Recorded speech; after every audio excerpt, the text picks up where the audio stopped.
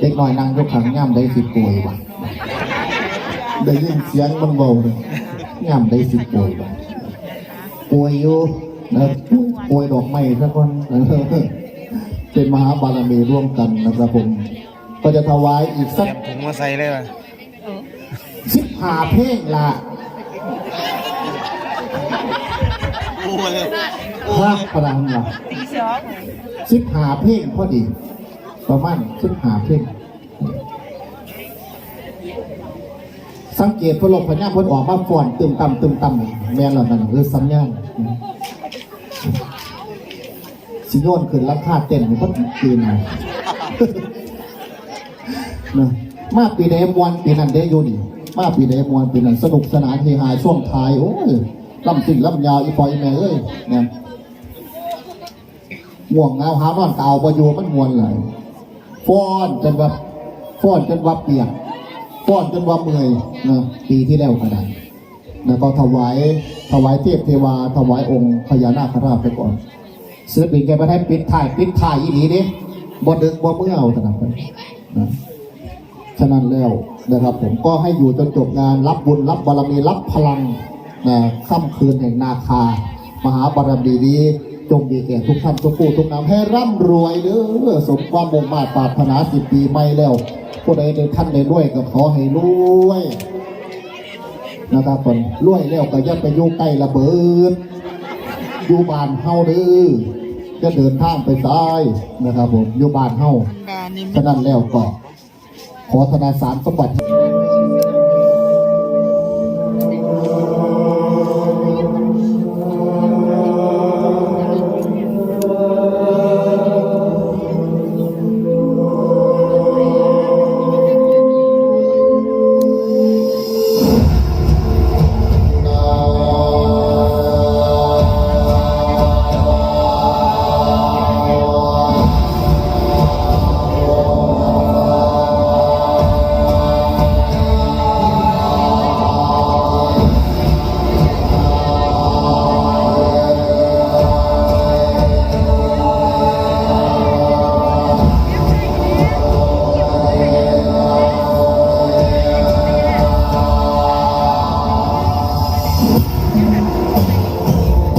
มหาราชเจ้านางพาสโสมขอประพาสิไว้ประพรไทยในข้าเย่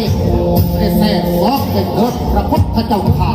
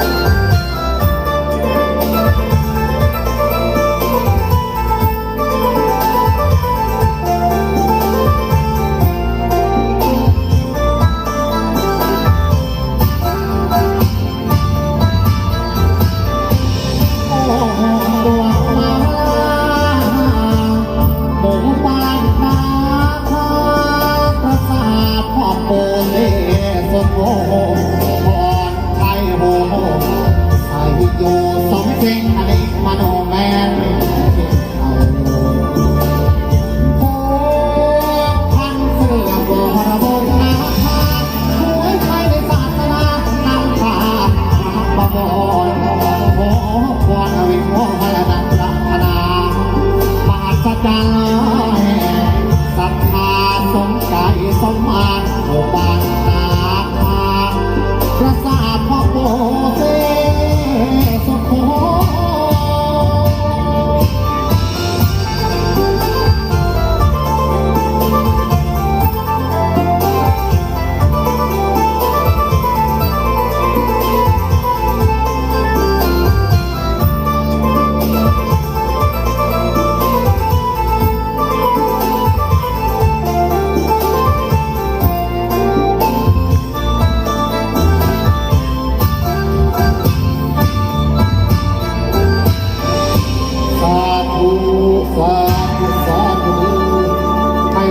เสียงดังพระรวยก็เป็นตะลุ่ยหรอกใครสาธุเสียงดังพระรวย